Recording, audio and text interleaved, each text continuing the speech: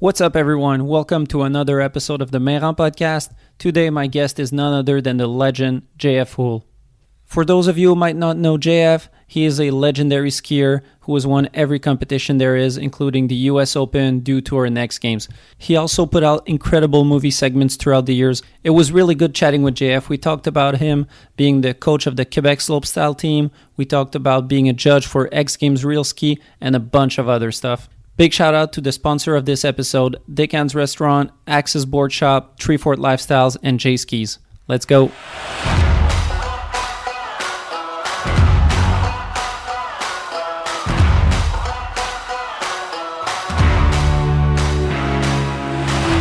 Mr. JF Houle, welcome to the podcast. Yes, sir. Thanks for having me. How's it going? Going pretty good, man.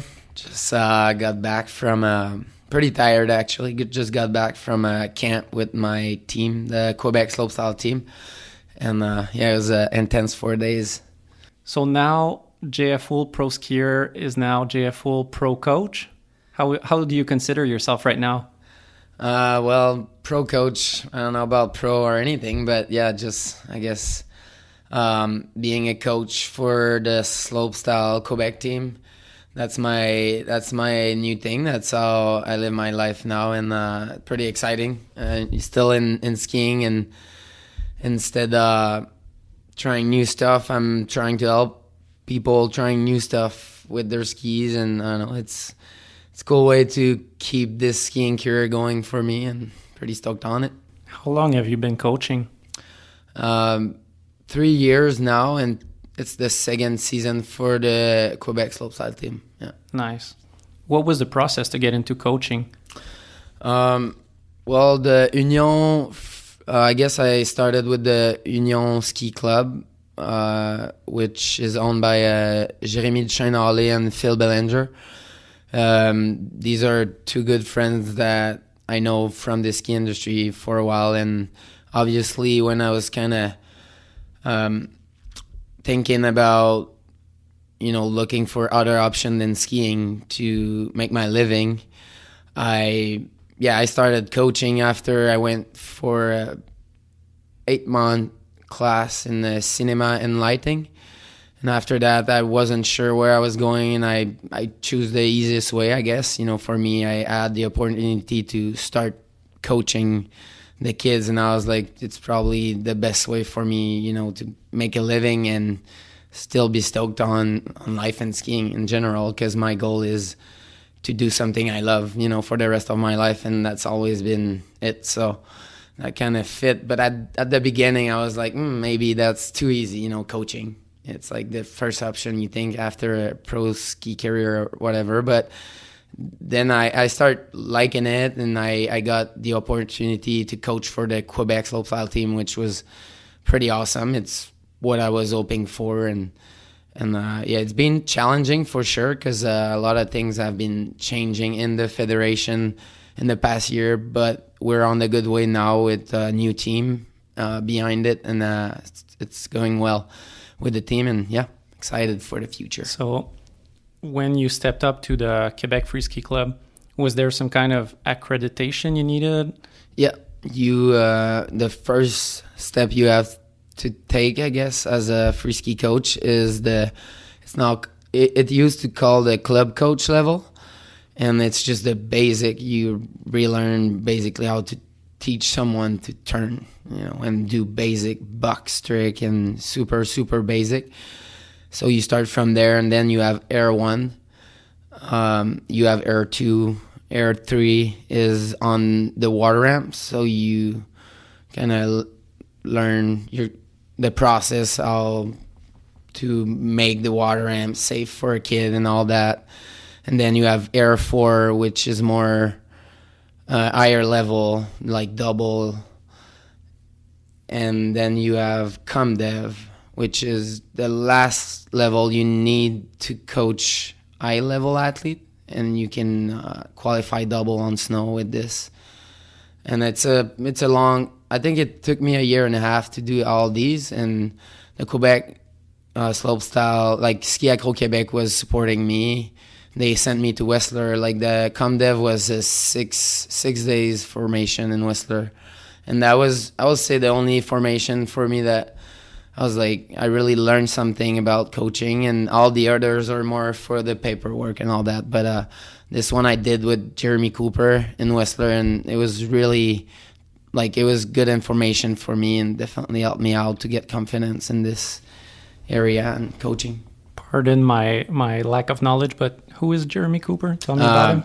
Yeah, he used to do more mogul and stuff, but then he got into free skiing. He's like an old dog for sure. Okay. Like with Mike Douglas and all these guys in Whistler, but he knows what's up, and he's now the next gen slopes pipe coach. Okay. Yeah.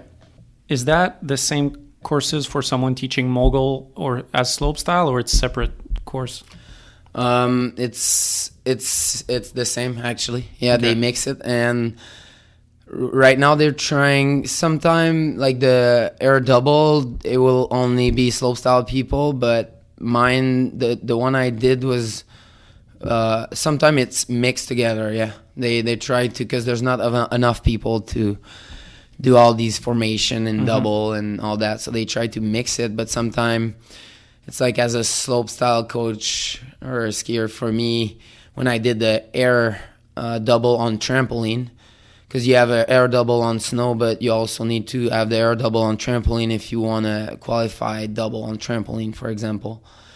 And this air double on trampoline was 3 days, and like out of these 3 days, I'll say maybe one total was worth for me, like, to learn like all these basic tricks. But it's still good to go over like full and all these stuff, because I feel like more you know, better you are, you know. So it's still good, but they're trying to be more specific, I think, in the future for the formation, which is probably going to be a good thing, yeah. Because I talked to Mick Kingsbury a couple of weeks ago, and we were talking about the distinction between how you approach a jump in moguls versus slopestyle, and he was telling me something I never thought of, but since they're riding bumps on the way in and on the way out, there's a lot of thought put onto how you take off and how you land, versus it seems like in slopestyle, you can carve one way or the other. It doesn't matter. It's more about the trick in the air, how you... I don't know. What's your thoughts on that? I guess the flow is just different in mogul and slopestyle. Like in slope and mogul, you have to control your speed so much, like every bump and every turn you make. If you don't make it the proper way, you know, you're going to miss your speed and probably miss your pop on the next jump that is coming to you, because everything's coming so fast, like in mogul. And the transition of the jump in mogul is so small, so obviously they have to work on their takeoff, like, and be so square compared to in slopestyle. We have always different takeoff, way longer transition. So definitely for, as like the way the approach you have, like as a coach, is definitely you're not gonna spend as much time on the takeoff position, but where I think it's important for us in slopestyle to get better is that, like, all these little, like, all this technical point, like, they're so important, because the judge now, like, everyone can do all these crazy tricks, but it's like who can do it the biggest. And usually if someone comes from the mogul and hit the slopestyle jump, like, he's gonna have a really good pop because they work on their T-set and all these takeoff technique. But in slopestyle, I guess it's a bit new, like all the coaching process and all that. And but it's cool because we help each other, like mogul and aerial and slopestyle. Now we're trying to be more like one and help each other, you know, with the technique and all that, because, you know, it's skiing, it's jumping, and everyone can bring something good to each other, I think. Transfer of knowledge between every discipline. Oh yeah, that's definitely cool.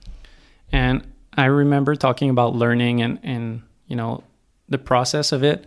We were filming together in 2010, I think, in Whistler, and I remember it was a time where you were getting all your doubles on lock, like spending the whole day doing dub 10s, dub 12s, sometimes swerving out and doing dub 14.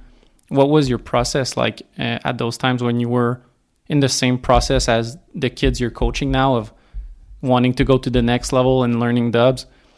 Like, what was your focus on hitting those big jumps and just lapping it all day?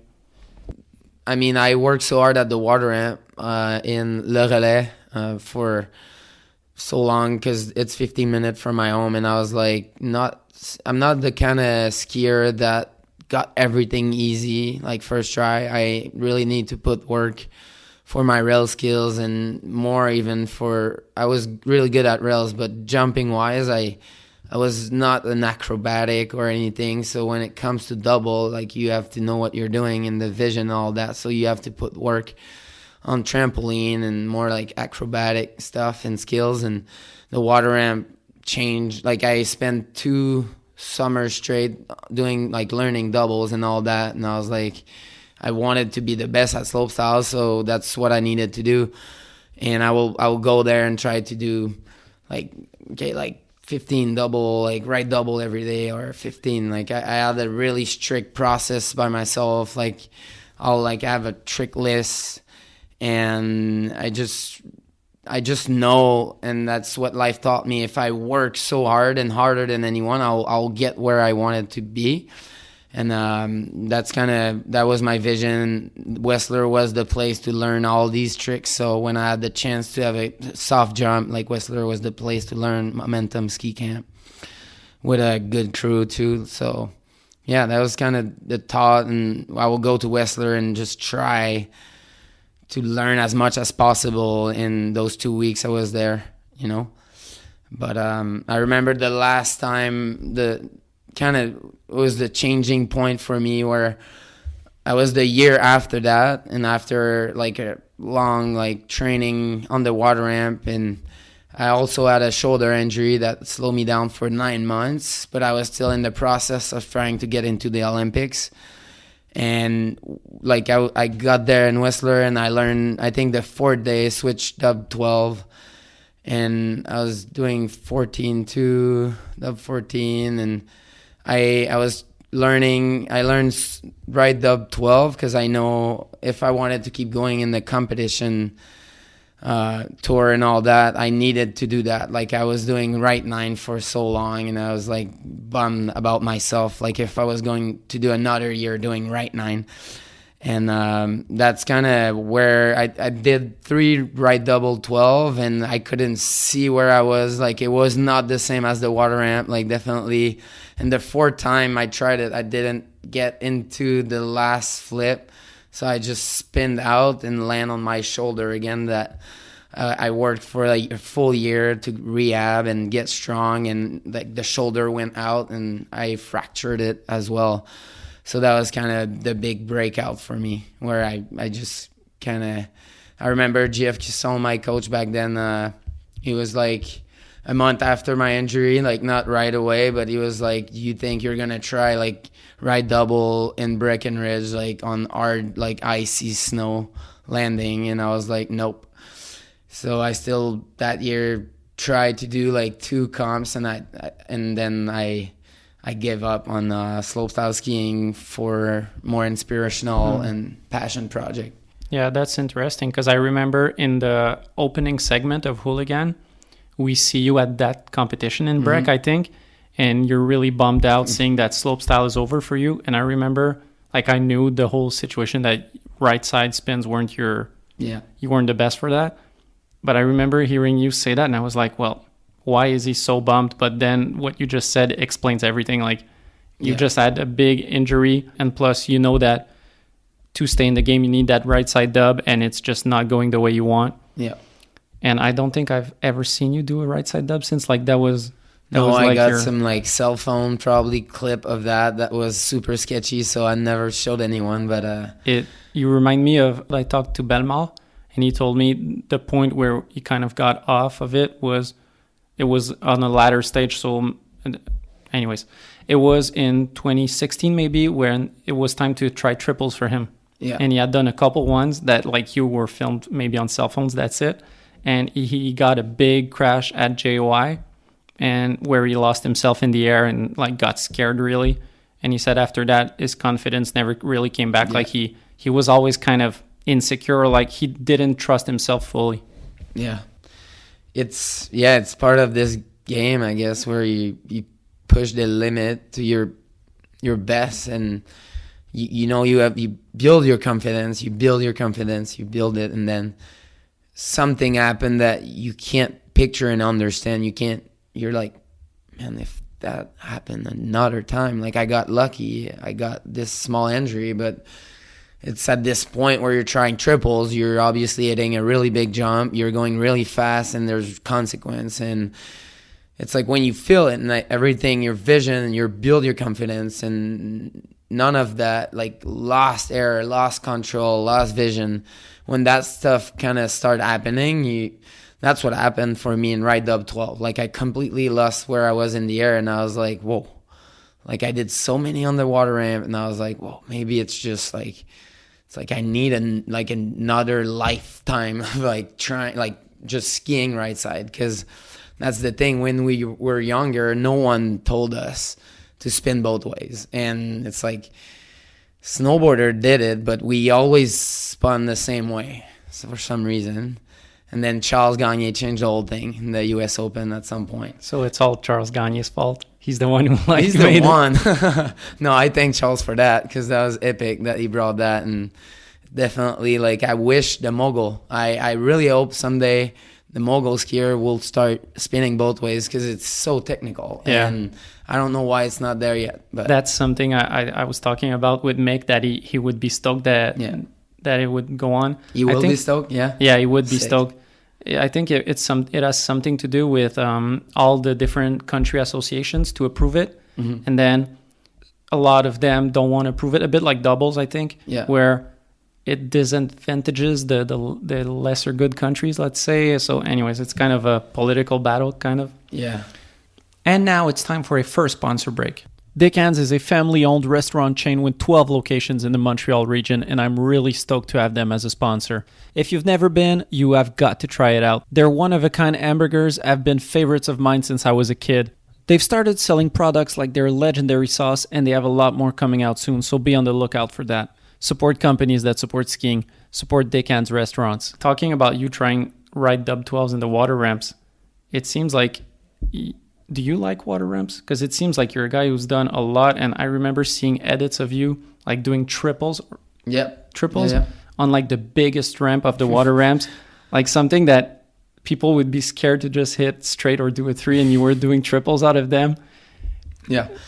I mean, water ramp for me always been a fun challenge, and I was like, if I get the chance to jump with my skis and be in the air in the summer and work on some skills, and I can land on my head and it's not going to be a like dead injury, you know? So, and it was so close, and like what they build there in Lac Beauport is such a cool site, you know, and we're lucky to have it there in Quebec. And for me, it changed my ski career. It gave me the opportunity to push it a little bit further, you know, because at some point I was not sure if I was getting in the double game. And yes, I did, but it took me 2 summers in a row. Like, it wasn't easy for me. Like, for some more acrobatic rider that have like gymnastic background, for them it was easier. But for a lot of us, I think is, you know, a lot of new thing to learn and vision. That's why, like, now with my team, it's like we need to work with like trampolinists, like people that knows like the trampoline and aerial skills that in slopestyle maybe like I'm still in there learning. Like we have so much to learn about the physics and all that and vision. So because it's getting so dangerous, and it's definitely more an acrobatic sport than it used to be. It used to be more about style and what you're gonna do new, or like new grab or something like that. And I'm glad I was doing contests during these time where it was a bit more mellow. Like these days, it's pretty intense, and it's not to make you older than you are, but you got pro at a time when, like, let's say when you won the US Open. Yeah. What was your trick? Do you remember? Yes, I kind of remember. Was it like there you was switched no 10? unnatural for sure? US Open, maybe that time, yeah, probably like a ride 7. I remember a bio 9 or 7 because there was no speed, and a switch 10 tail grab or something like that. It was kind of the tricks that we're trying. And so like from your first big result to the end of your career, you really saw the progression going from no doubles to 4 doubles in one run in every way, left side, right side. Yeah, that's a good point you bring. I never kind of pictured it that way, but yeah, it's crazy. The evolution, if I look at the whole time, I was kind of a skier from now to then, and it's crazy, the evolution. And now it's like quad, and it goes, triples, like 2 triples in one run. Like I guess I would not have expected that like 10 years ago for sure, when I was just doing a switch 10 mute. That was like the coolest tricks. Like it's definitely crazy now. What's your thoughts when you see, like when I see your posts from Team Quebec at Maximize, and like it seems like every kid is just so good at jumping and does dub 12s, and it seems like just that infrastructure of Maximize has changed everything for Quebec skiers. Yeah. I mean, this place is a dream. Like seriously, it's something we're lucky to have in Quebec, and it's no place in the world is like this. And you can definitely bring someone to another level there, because you, like with the rope tow, you do quick laps, and in the summer it's the same thing with the airbag, and the airbag is just the next progression of the water ramp. It's like the kids don't want to go the water ramp anymore. But for me, the water ramp are still important, because if you can't manage takeoff on the water ramp, then you're really good, because takeoff is on plastic and it's really hard. But yeah, to come back to Maximize, this place is a dream. And for sure, to like you can tell, like the snowboarders that use this place, like Seb and Maxence and Laurie and all the skiers now using it a lot. But like so many kids have come from there, and it's not gonna, like, it's gonna just keep going, I feel like, because there's no place in the world that is that quick, and you can have such good jumps and quick laps, and it's pretty amazing. The weather stay kind of, like if you go in Whistler or a place like that, the weather is always a challenge. So I guess you as long as you have snow, and like Max is doing a good job, like keeping the setup always so good. So yeah, it's next level for sure. And before COVID, it seemed like there was a lot of people from different nations. Yeah, like people coming from Europe to ski there.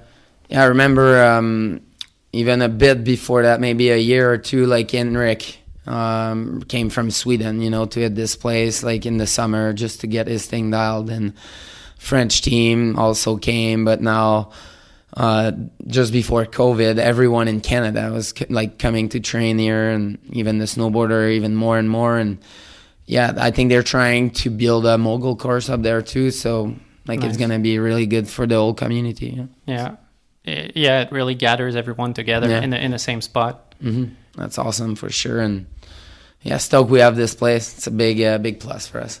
I saw on Instagram that you traded cameras with one of your kids to hit the jump. Yep. How was that like to get back into jumping? It was really good. Seriously, I miss this, and I wish I could ski more. Like I never quit skiing. I want to keep. I wish I could have the time to keep evolving. At some point I had the hard decision to make where I gotta make a living, and I don't want to just do the ski bum life when I'm still like 40. Like it is. But this jump sesh I had at Maximize just 2 days ago was really good for the soul, and it just make me feel like I still, like everything is still there, and it gets me pumped to ski and keep skiing for like small project. And that's what I like doing. The kids were like, yeah, I'm sure you can still do a dub 10, and I was like, yeah, probably, but there's no point if I get injured right now and for a decision like that. But I want to spend a day where I'm prepared mentally, and I go there and I just try to push myself where I can go. Yeah, and really. I'll do it this winter for sure. You have a job, you don't have like pink sponsors like you used to, so you really need to. It would be stupid to get injured like that. Exactly. And I don't want to put myself in this situation where there's no point just for the fun of it to like risk it like that. I got to be there for the kids and for the team, and I want to film as much as I can. If I got a broken leg or a blown knee, I won't be able to do it. Yeah. I remember, I think it was Chris Turpin that used to say that to some kids that were on the brink of, I don't know who it was, but someone on the brink of like going pro. And he was saying like, hey, if there's not a camera filming you, or if there's not a competition, don't chuck out yourself to get injured. That's not the smartest thing. It seems like these days kids are just like throwing themselves around. Like every day you see a post on social media. Yeah, it's wild for sure. And the kids, they want to impress. They want to put a clip on Instagram that's gonna get tons of like, and they're already willing to go crazy for it, for sure.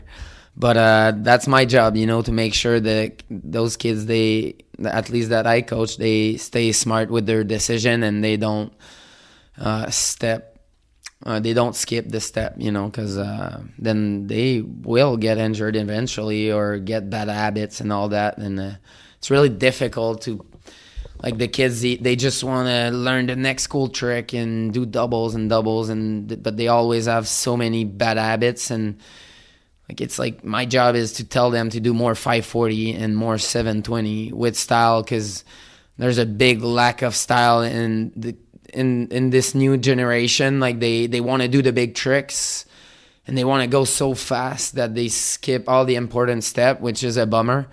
But I'm glad that I'm there and to at least try to keep them, like, to go the right way and like bring the style. And I think the Quebec team, like, we have a bunch of kids that the style matters, and they listen when we talked about style, and they obviously have the best influence in Quebec, like Phil Casabon, Alex Belmar, Vinny Gagné, Charles Gagné, Alexis Godbout.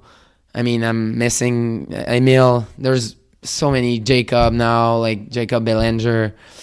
A big list came from Quebec, and before that, like Phil Bellinger, like all the Phils and GP and all that. Like, we have such a powerful influence in Quebec, and I think it stayed in the kids. Like, the kids I'm coaching, like, not all of them, but they matter. The style matter, and it's cool to see that. Like, and the judge, they notice that too.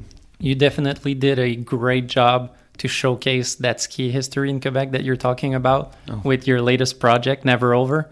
Because for a lot of younger kids, they might not have seen the movies we've seen over the parts, or they need someone to introduce them. And you did a great job of saying, hey, here's Alexis Godbout, here's you presented a bunch of all the Quebec legends from your era. And that was a great movie to watch, and like as a kind of historical piece to stand the test of time, of just say, hey, there were these guys and that's what they did. Thanks. What has been your feedback of showing it to the younger generation? It's good. Seriously, it's exactly what you just said. Like, they were like, oh, like we never heard of, or like, I was a little bit bummed, but one of my team writer yesterday didn't know who Alexi was. I was like, oh, you didn't watch my movie. But I was like, come on, like, I didn't push it too much, but I was a bit bummed out. But like the rest of the crew, they know because they watched the movie, and that was the point of it. Because for me, it's really cool what we did with free skiing in Quebec and all the legend that come from Quebec in the skiing history. For me, like, at least the free ski history, or even all the ski history, like Mogul, or like got Mick and all these legends like GLB and Jean-Luc Brassard, Nicolas Fontaine, and like we have a powerful community of skiing. And I mean, it was so hard for me to make it short. Like, even if it was 28 minutes, like, I could have went forever, and like I wanted to do interviews with so many more, but no budget, kind of just did this project on my own, and it turned out so great. I was even impressed kind of myself. I started with no expectation really, and I just wanted to showcase a story, because I'm bored of the ski porn and all these, and I enjoy learning a little bit more when I watch a ski movie. So that was my goal, and but my goal was also to showcase a bit of skiing, which I did pretty good with the little, inspired by GP, like the little run in Stoneham. That was pretty fun to film too with the friends, and with no pressure, like not too much pressure. And it kind of showed me that it's possible to still have fun without trying to like push this level so much, like in the street and all that. Like I still want to hit the street and do stuff, but more stuff that are creative or like get shots, create content, but not push the level of street skiing. It's really not what I'm looking for anymore. But yeah. And now it's time for a second sponsor break. Axis Board Shop is a ski and snowboard shop based out of Saint-Sauveur, Quebec, Canada. They've been in business since 2002 and have supported skiing since day one. From sponsoring numerous athletes to putting on competitions to helping out movie productions, they've done it all. Axis is the core board shop, and they've got everything that you might need this season. Check them out at axisboutique.com or go check out their shop in Saint-Sauveur. Support companies that support skiing. Support Axis Board Shop. You had so many good points. I had to take notes because I have too much stuff to tell you about. Yeah, your movie Never Over, it seems like if there was funding for it, it could make a series of like each legend of Quebec gets 20 minutes easy. Because I talked to B. Paul about your movie Hooligan, and he was telling me the same thing. Like the challenge for us was to keep it short because there's so much stuff to say. There's so much things you've done and like action shots and everything that the challenge is how do we keep it short? How do we stay inside the 30 minutes, or I don't know how long exactly it was. Yeah, Hooligan was 28, and I guess Never Over was shorter though. I'm not sure, but it was I think 21 minute or something like that. But even 21 minute in 2021 right now, it's so long, like you can't sell that. But yeah, I mean, some movie, they still, like, we still have, like, good movies, like, ski movies that are long, but I feel like people, like, these days, the kids, they have so much content, like Instagram and all that. It kind of changed this whole aspect of making a full-length ski movie, you know, like, I'm a big fan of, like, long and good ski movies where you enjoy the shot and, like, a story a little bit behind it, and like we're kind of losing this a little bit now, but some people are keeping it real though. Yeah, it seems like the new format is something around 8 to 10 minutes. Yeah, kind of like the solo project that Tanner does, where it's like it's what we call movie now, but it's short form. It's like it's because movies used to be 10 people with their segments, so it would add up to 40 minutes. But now, if it's just someone solo, well, you stretch a segment to 8 minutes. And it's like the movie. There was, like, you were making movies back then, like ski movies. Like, there was a lot of little company. Nowadays, I feel like there's less. You know, it's kind of sad. Like I feel like the content gets more like out just on Instagram, which is people. That's what they want now. You know, so. But that, which is cool too, you know, you can open your phone and you get so many sick content in one day, like it's crazy. Well, you can spend your whole day looking at your phone with new content.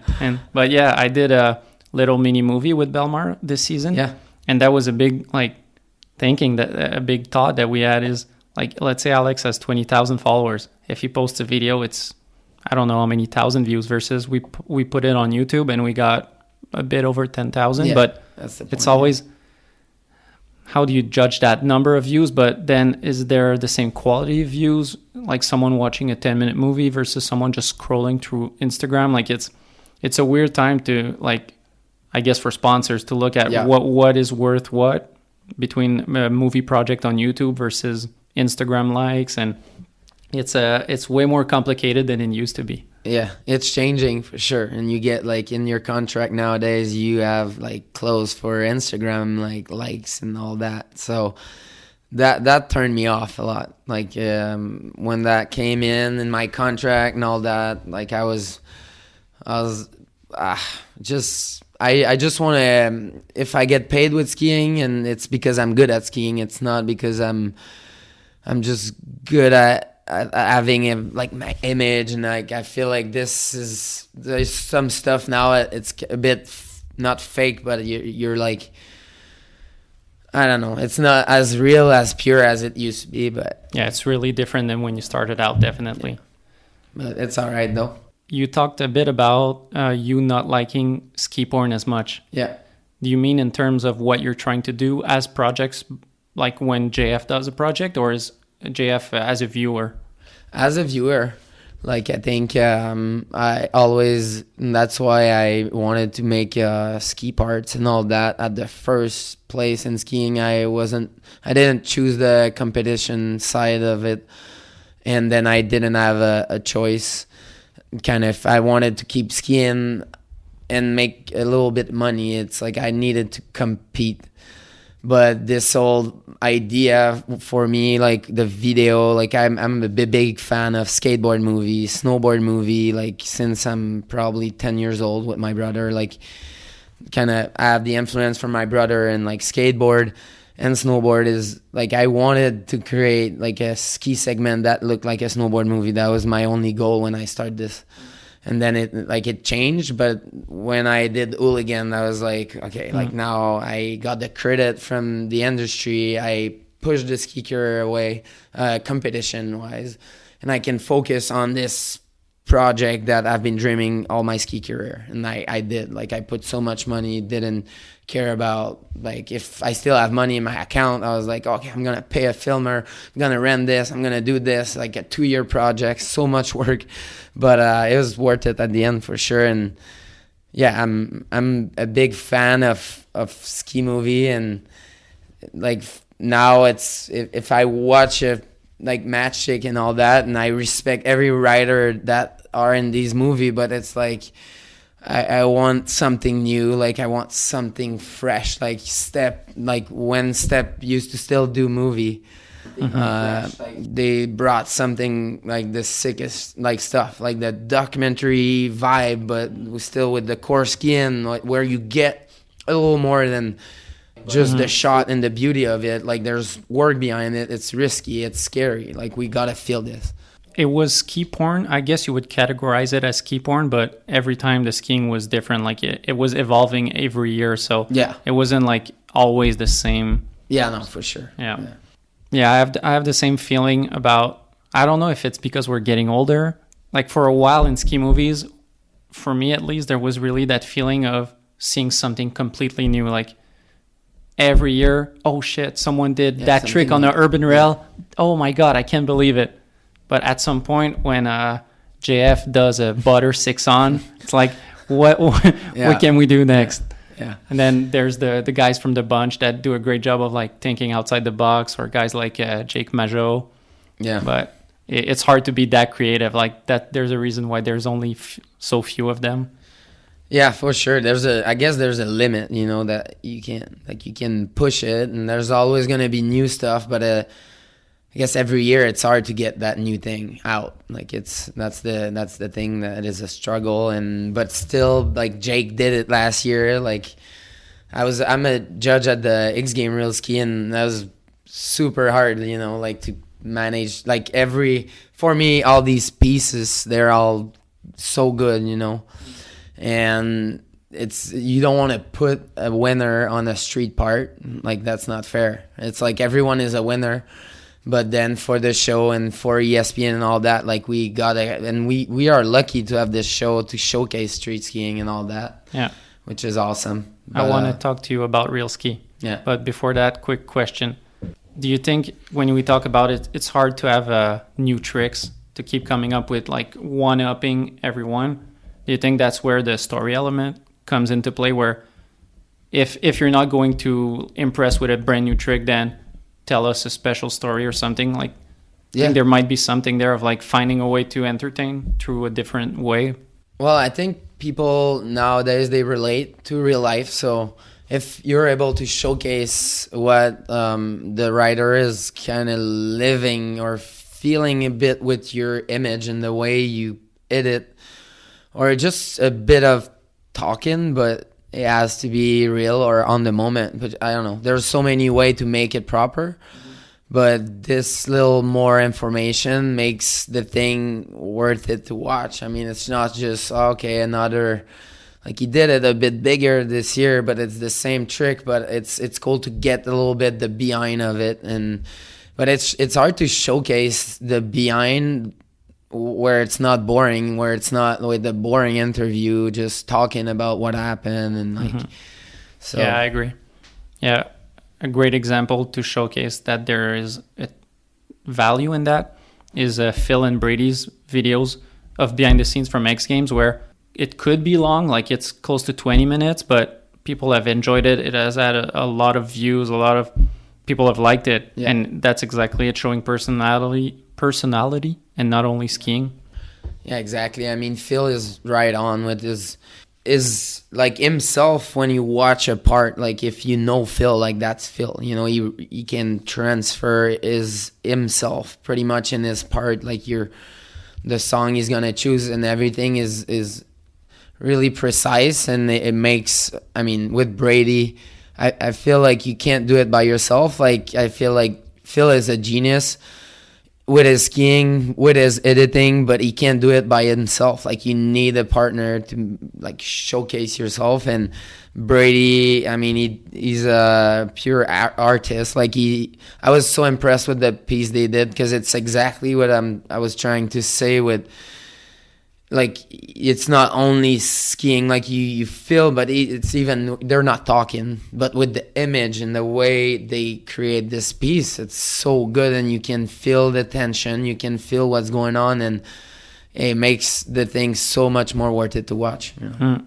Yeah, and same thing for Emil, who released something kind of similar for his realski. And yeah, that was a sick piece that Emil and Jacob did with Cam and B Paul. Like they remake this whole like X Games segment and something that you feel a bit more that what happened, and like that's so important. So glad they reuse that footage to showcase that, because that's more what I'm looking for to watch, like as a old skier like that, for sure. I enjoy that.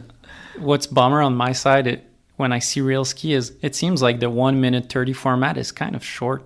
Do you think it should be like 2 minutes, 2 minutes 30, maybe allow a bit more creativity, or, you know, to showcase a bit more stuff? It's a good question. It's tricky because then it means you gotta work harder. And like I remember for me to get, I think we had 13 clip or 14 in this 90-second video. And I can say like the work we put to get those 13 or 14 clip was so much, and so much planning and so much dedication, that if they push it to 2 minutes, then we gotta have the full year. Yeah, I guess my point was not to have more skiing, but to allow to have maybe a bit more lifestyle shots, or, you know, kind of create a more complete edit, because it seems like when you're doing it, it's putting one shot after the other, and then you kind of lose what a part is really. It's skiing, that's why we call it ski porn, but, you know, it seems like it's trick. It will be sick. Actually, you bring a really good point to have a X Game reel where it's a bit more about the filmmaking and the editing and the whole idea. And I don't know if it will be as much the views and all that. You know, that's probably the thing with ESPN. Like they want the big followers. Like that's what they're looking for. They want the views and all that. So it might be a concept that won't work for that, but for me, it will be amazing to see a piece that is longer. Not like you said, maybe you don't put more action, but you can actually create a piece that is not only just banger. Just you can feel a little bit more what happened and the storytelling behind it without even talking, but just with a good editing process. Yeah, that's definitely something we forget as ski fans, is that it's a business before anything. It's ESPN backing it, and it needs to get some attention. Yeah, exactly. And I mean, they're smart too. They know what they're doing. And now it's time for another sponsor break. J Skis is a company based out of Burlington, Vermont. Their business model of making limited edition graphic skis that are sold online directly to consumer is super dope. As a fan of original graphics, I love it. They put a lot of effort into making great skis, but also in making them look super good. This season, I'll be skiing on the vacation ski, and I can't wait for some snowstorm to go and try them out in São Paulo. Support companies that support skiing. Support J Skis. As someone who has been a professional skier for a long time, now JF, you've done coaching and judge for realski for a while now. Yeah. How is it being on the other side of the fence? It's good. It's more mellow. I'm stressful in a way where I gotta build confidence again. It's kind of you start from zero. Kinda, but not really, because I guess if I did choose the school path I went back to school in cinema and lighting, and after that I had a decision to make, and it was like either I start completely at the bottom and like with small like video contract and like film some interview cars and like whatever will have come for me, or the opportunity was to keep doing like the skiing and keep evolving in the skiing environment, but in a new way. But it's still a new beginning. But at least, I choose the skiing path because I miss skiing every day. I'm not skiing, it brought me so many positive and good thing in my life that I can just turn my back on skiing. Like, I want to share what I learned. I want to help the kids. I want to like help other people like share that same passion, and it's kind of where I'm going with that. Yeah, just from how passionate I know you are, you must be such a good coach of like transposing or communicating that passion. Yeah, I'm just curious, how is the JF on as a there's the good side of communicating your passion, but there's also the side of being more hard, or yeah, how do you handle that side? It's hard, and I'll be curious to like ask the kid too, like, how do you see myself, like, but through the eyes of someone who's like, I don't know how old they are, like 17, 18. Yeah, something like that. But for me, it's I'm super hard on myself, and that's kind of how I became good with the skiing thing in the street, because I was hard and I was working hard, and I never like I'm always trying to work so hard, and like I video things a lot, so I spend a lot of times watching the shots of the kids and of my athletes, and I think I've tried to do what I wish, or I mean, I had coach, but it was so new. Like JF Houle and Tobin Sutherland are still coach of the Canadian team. It was so new. They were mellow with us, like when we first started this team. But yeah, for me, it's sometime I gotta be like, I used to be this kid that is having fun and like making jokes and always kind of not being really focused on. At the end, I was, but it's hard to be this kind of father side. Like, I hate it. Like, the coaching wise, when you have to do discipline and all that, that's the thing I'm still learning, and it's a process of, I just gotta learn it. And I've been coaching for only 2 years, and I used to be on the other side not too long ago. So it's a big switch, but I think I'm doing good. Sometimes I feel like I'm a strict coach. I go like I can be a bit tense sometimes, but I push the kid in the right direction. I don't try to push them too hard. I really want them to feel like they're ready to do this, and it's about feeling what you can do, and that's important for them to understand this, and I will always back their decision. But for example, one of Dylan, he was learning ride 14, first day of the camp.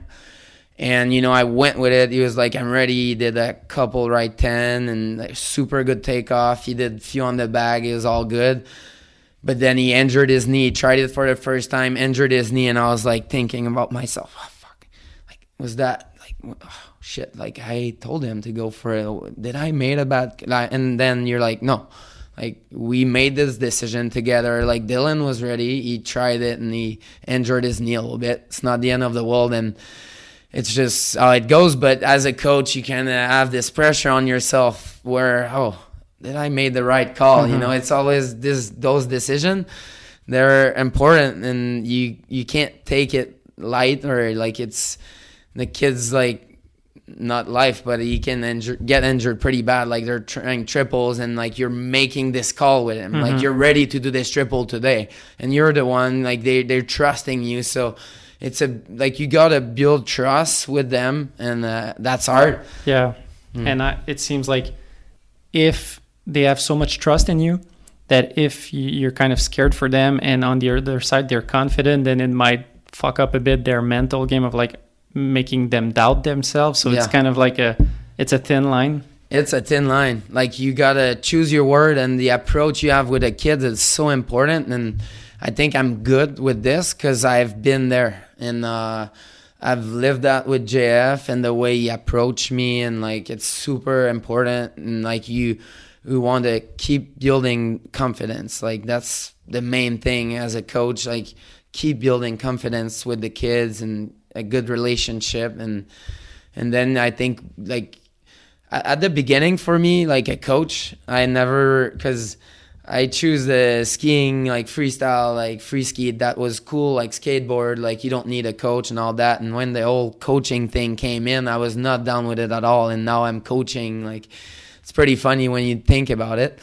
But I see now what it make the difference it make to have someone like with you, like having your back, you know. It builds confidence, and especially like it's getting really scary and like risky. So when you have someone like kind of giving you this little extra boost is super important, and I see what difference it's make now. So if 2020 JF was talking to 2010 JF, do you think you'd convince him that coaching is not that bad, or that it's a good thing? I'll convince him for sure, definitely, and probably tell him to listen a bit more and like be a bit more strict. But it was hard, you know. It was like, are we falling in this like Olympics lifestyle where like I learned how to pretty much like go at the gym and all that at 25, because before that, like we were just like freestyler, like skateboarder and all that. Like for us, the gym and all that wasn't part of it. And it's like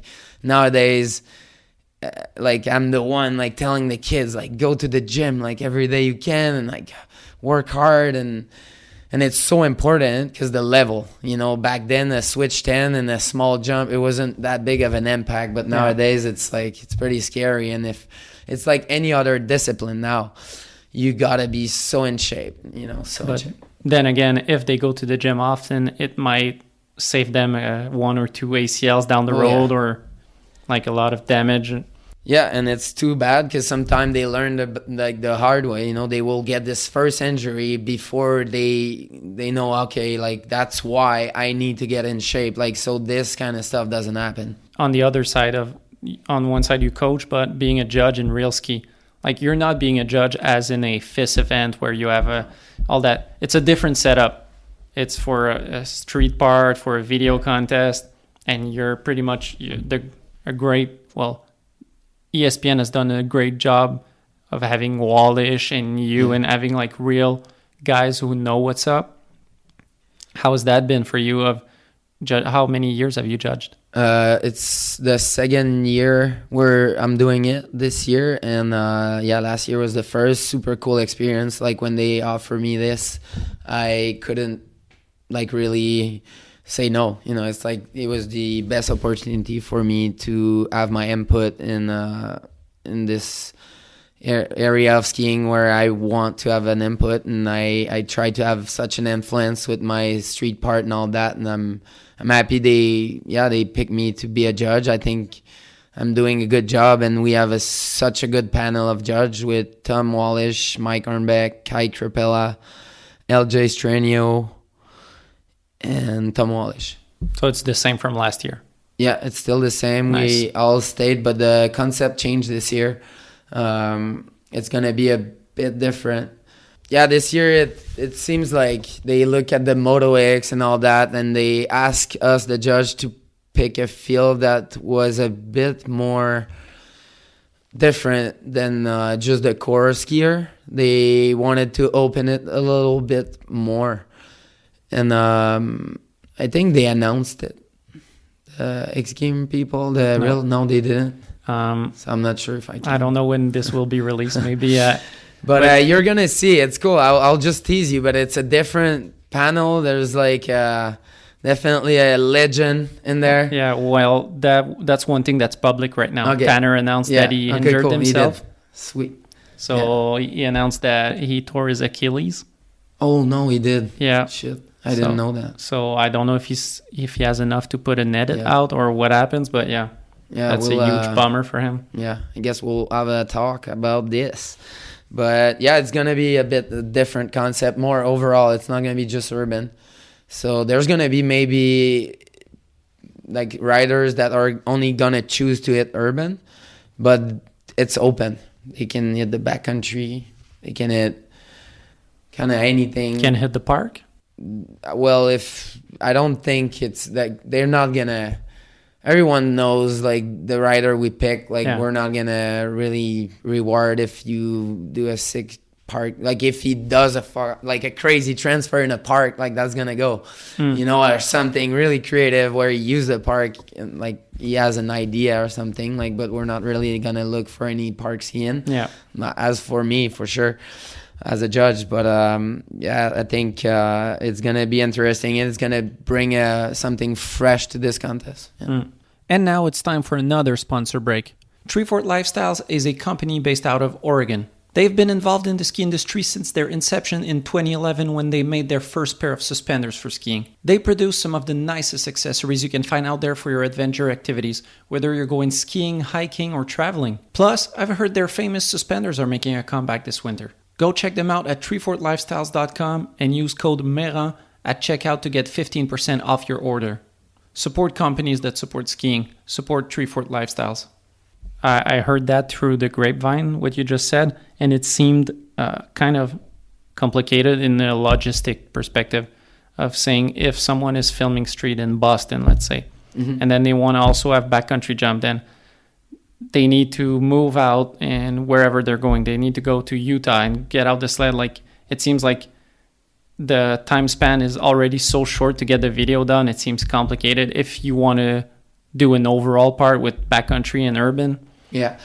So for this, they give the rider a little bit more time, bigger schedule a little bit. But it was when we talked about this whole concept, we were like, man, they're not going to have time. Like it's like if someone gets the snow or someone don't, it's like in Quebec right now, we don't have much snow.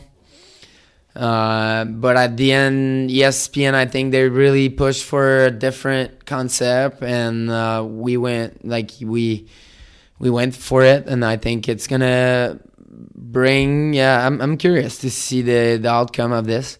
I mean, I think it's good to have change, and we're still gonna get good urban stuff. But yeah, I'm curious to see how this is gonna play out. But I know they had more time to do these kind of stuff, so maybe more backcountry and all that. So we'll see how it turns out. It's definitely gonna do some great videos that we're all gonna enjoy, but it's gonna be a hard task for you.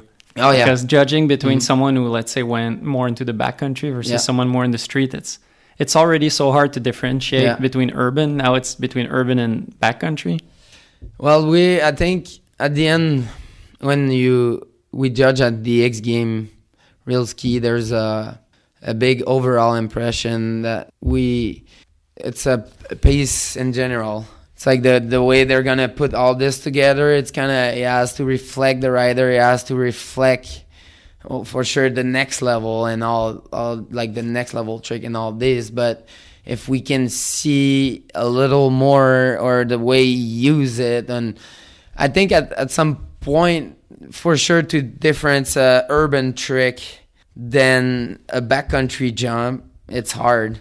But then if you're just compare, like last year, you compare a wall ride that Lupe or whoever did, like Emile, with down rail, or it's still so different, you know, like the feature, and like it's more about how they used it, like the trick. And so I think overall we can understand properly what's going on, and like who deserved this, like who got all the what, like you only get that one in your life. Like, it's like this nose butter 6 that I did. Like, I don't think, like, I hope someone is gonna do a nose butt 810 on the Herban, but I doubt it's gonna happen, or nose butt 6.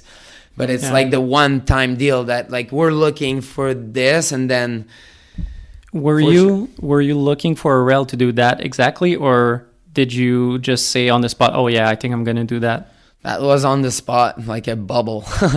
Because actually, when I tried the nose butt 4 for the first time, I went all the way to the bottom, and I had so much airtime. Because when you do a nose butter, it creates so much momentum that you can go fast, quick.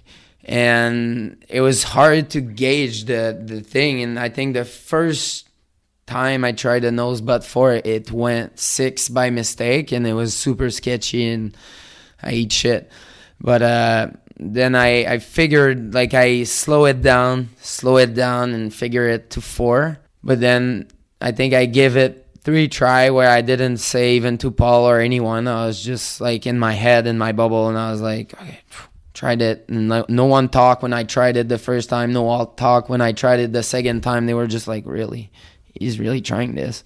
And then, like, the third time, I nailed it perfectly. And, like, even I think I watched the shot with all the kids at the camp again, and I haven't watched it in a while. And I was like, whoa, so crazy, you know. Like I don't ski as much anymore, and I was like putting myself, like, trying to do this again. And I was like, whoa, that's like so much commitment. But yeah, yeah, it's definitely one of those types of shots that make you say, whoa, okay, he just did that. I remember. You're the king of butters, or you're one of the guys who does a lot of butters and is good at it. Then seeing butter 6 on Disaster on an urban rail, that's crazy. That rail was high too, so it's like you gotta lift those tips. Great moment for sure. Talking about judging realski, one thing I talked about to Vinny Gagne, who also judged it, was on my side. It always seemed like we talk about it's hard to judge videos. Everyone's a winner, like you said, because they're so good. One thing that always stood out to me each year was there was really a difference for me between who should be on the podium or not, in my opinion. Like last year, it was clear for me, okay, it's going to be Emil, Ackle, and Mango. Then what the order will be, I don't know. And like you could shuffle it for me and I wouldn't care because they're all so good. But it always seems like there's some that stand out from the pack. Yeah.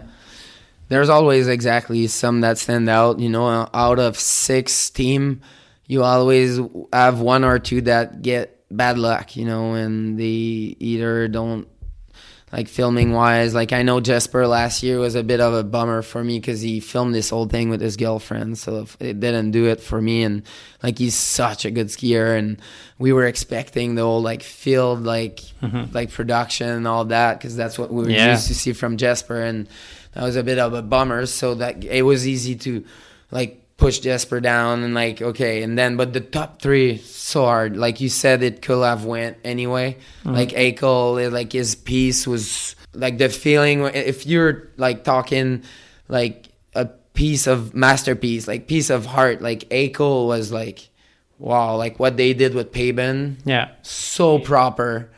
And for me, it was like he was number 1 first view, and then I watched every edit so many times and like put everything down, every trick, every like aspect, or trying to put myself in Mango's pants, in Hakel's pants, in Emil's pants. And yeah, I think that's why we have a good panel of judges. Like we've done that stuff. And yeah, Mango is just super raw and wild. And yeah, if you had to pinpoint some fine details that made the difference for the judging group, what would you say that made the, because it might, if you say that they had a score on 100 like a slopestyle run, they were all in the 90s, they were all close. So what was the thing that made the difference?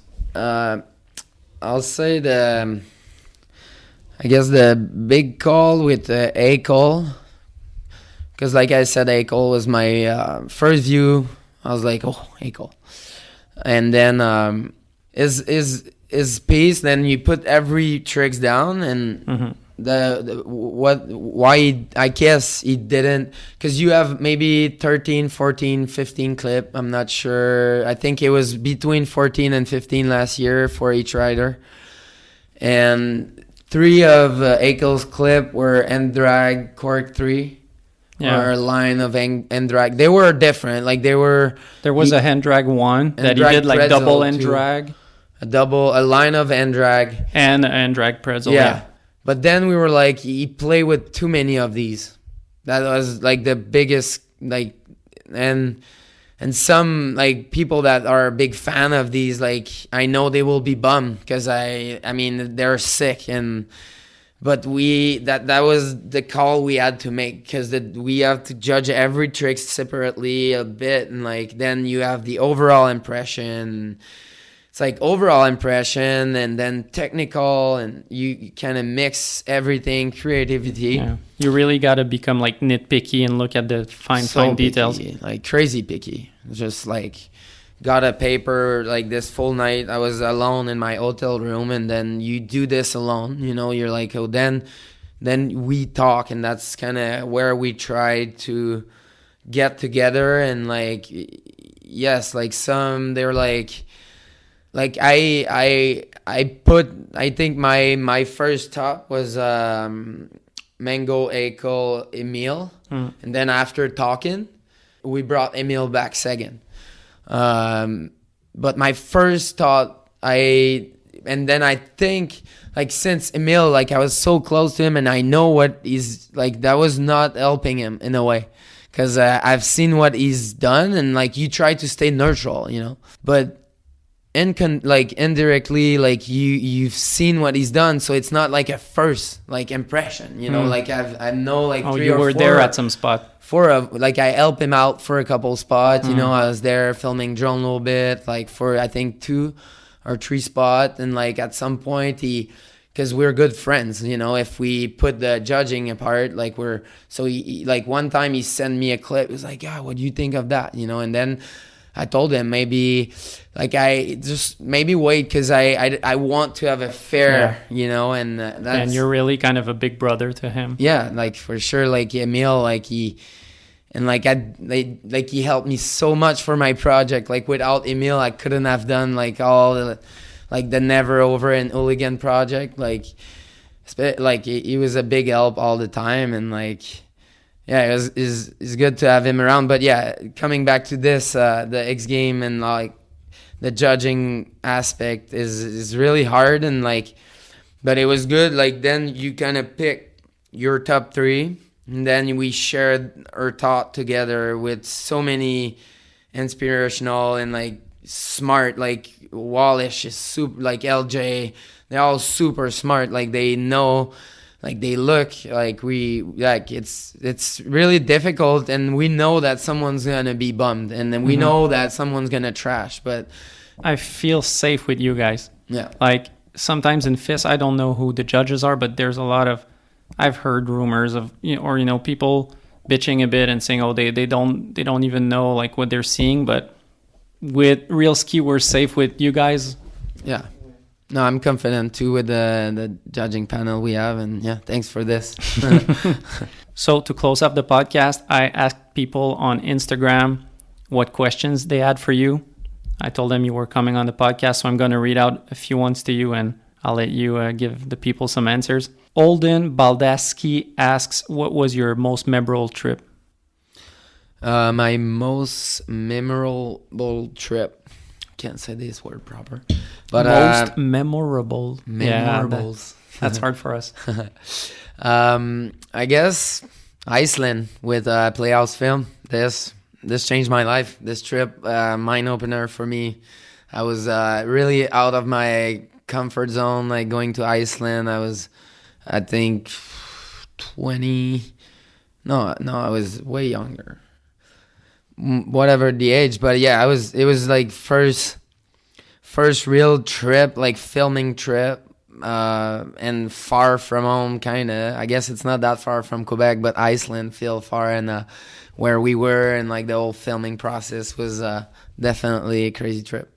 Yeah, and Iceland is such a different culture. Like you said, it's not far, but you definitely don't feel at home. Yeah. Steezy Skiing asks, most sketchy street feature that you've ever done? Fuck. Oh, there's a bunch. But I guess if the first that will come to my mind... One that I have in mind personally is your 2-on, 2-out out of a roof. Yeah, that went smooth, man. Yeah, yeah. That's the thing. That's what's sick about this. It went like that was the second try. I tried the 2-in, 2-out, went home. But the most wild that didn't make sense was the closer of the Hooligan movie. Nose butt disaster 4 and 2 the down flat down. Yeah, and it was kind of corked. It was kind of corked, like not on purpose. It was just the way it has to be done. So I came around proper on the rail, and I cannot not slip out, and like still can't like believe it.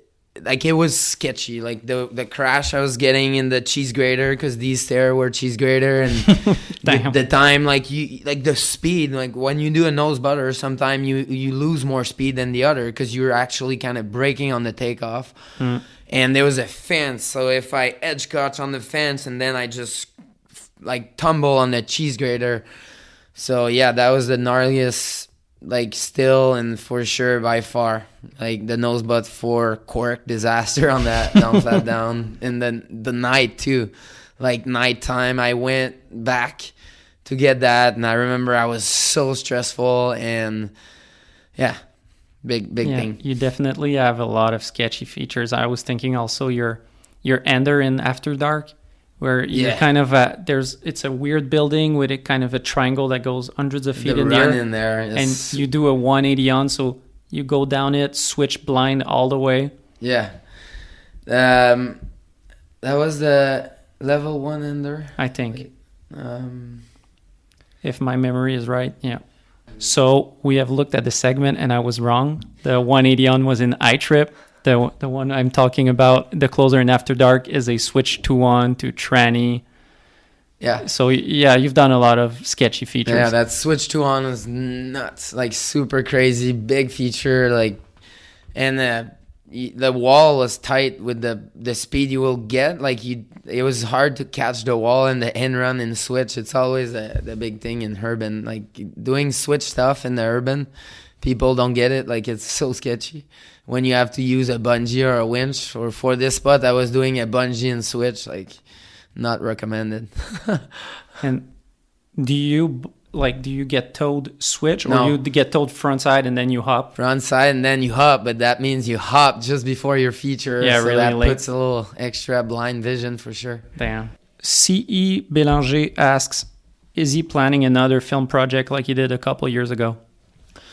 I was actually supposed to drop a project just for the IF3, but crazy thing happened. I dropped a hard drive on the floor, and my shots are all...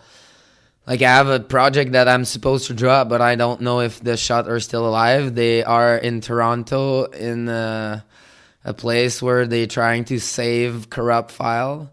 No. And yeah, the worst thing. So I filmed the old COVID. I had this project in mind where it was gonna get really personal, and it was gonna be a bit of skiing.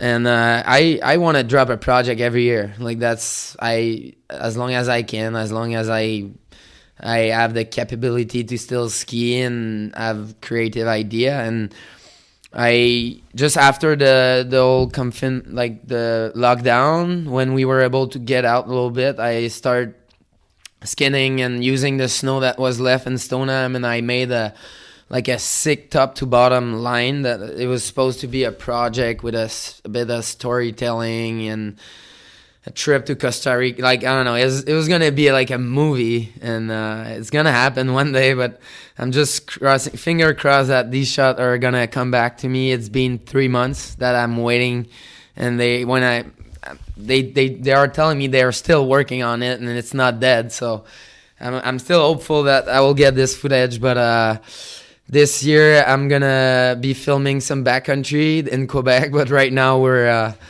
bit in the struggle with the snow. There's no snow, but I really wanted to showcase that we can do a cool backcountry project in Quebec. I was like, that was my next project. I really wanted to work hard for this and make this happen. And then my good friend Raph Sivini came out with this project, Prospecteur. And then it made just more sense to get involved with him. And this year I'm supposed to film for this project. It's going to be 3 web series online during the season. The first one's going to be filmed in Saguenay. The second one all over Mauricie. And the third one in the Chic Shack. But we're still on like standby with snow and everything. But the project is a go, and we're kind of just basically waiting on snow. But yeah, that's super sick. Larry Graham asks, ski destinations he hasn't tried that are on his radar. That's a good one. Like, I feel like I don't have time to ski anymore. But I never been to like Chile and all that, and I always kind of wanted to go there. I mean, I never been to Alaska. That I feel like is a dream of all skiers, just to put your feet there and ski something. But I'm not much of a backcountry skier. It's more like a wild dream I have. But no, I mean, there's probably places that I'm missing. But I feel like I've seen all the cool like park, like sick park and all that, which is more like my area of skiing. But you've ticked off pretty much every place on your list. Like, I feel like you've been around the world. But I mean, there's like travel wise, like there's still so many places I can go and like that I haven't seen for sure. But skiing wise, like I spent a lot of time in France, in Austria, and the Alps, like in USA. Like I've lived in USA for 2 years. Like I've lived a dream in the Summit County. It was really good there. Like I was 20 minutes from Breckenridge, from all the sickest park. Like seriously, it was a blessing to live there. Really lucky I got the opportunity. Like spend so many summer in Whistler. Like yeah. Michael Kingsbury asks, how many ski poles have you broken off? Well, Mick, I don't break them anymore, so it gives me a little break. But yeah, I break. I don't know.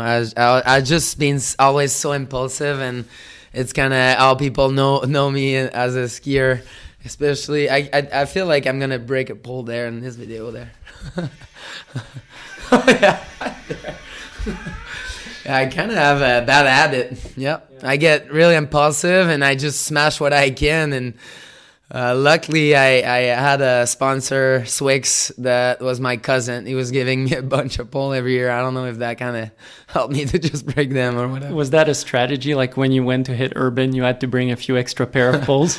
Yeah, for some point, I always have a backup pair for sure. Because sometimes you will break them with not even smashing them. But yeah. For me, mostly smashing them. So Nils H. Ladwig asks, how was the level 1 shooting with Casabon? Spot selection, trick, slam, etc.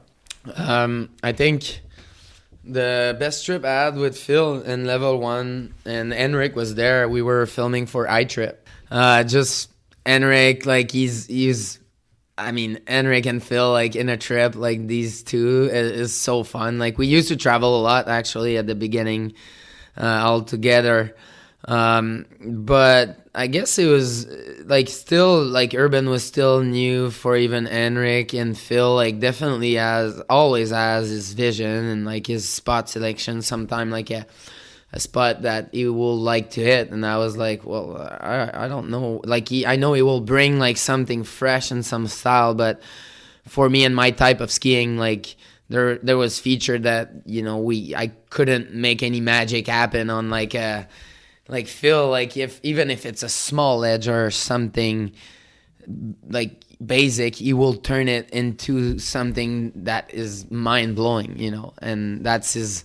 So definitely the spot selection, we had both like our choice, but I guess back then Phil wasn't as picky. Not picky. Picky is not the right word, but like now I feel like he will, like the feature, he will think of it like it will be like an idea, like it will be different. Like nowadays it was more like, okay, let's sit this down, flat down, try to do the best trick. It was still that, but then a couple year after that, like he brought his style and his way of using his ski, which was really different than any other skier.